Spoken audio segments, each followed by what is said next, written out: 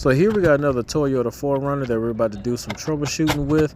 Client did not get the radio installed by us, but at the same time we want to make sure that his radio is working properly. He's saying that the radio stays on whether the car's on or off, draining the battery, but the screen is black.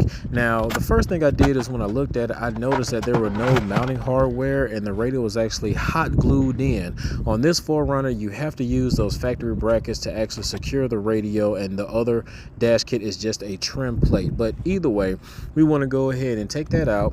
Here you're going to see that the radio is still on with the car off. So first thing we want to do is check the power connections.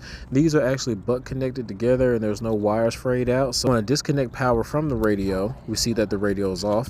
Connect power back to the radio and we see that the radio was still off.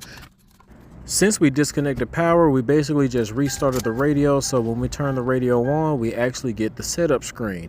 Now, what I want to do now is go into the software information, and I want to check and see what version of the firmware we actually have. The model is the KWM560BT, so we want to go to the JVC website, go over here to product support, scroll down to firmware update, and we want to see what is the most update firmware in the radio. Now our radio's MCU version says that we're 121_1E and we need to be updated to 207_1E, which means that we're out of date.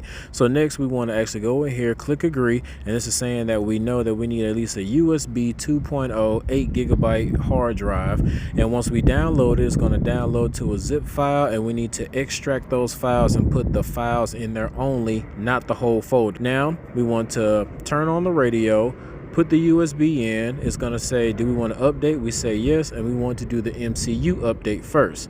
The radio will restart.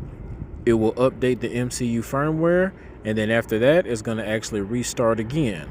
Once it restarts again, that same screen is going to pop up. We do yes, and we want to do the ARM update next, just to make sure that everything's up to date.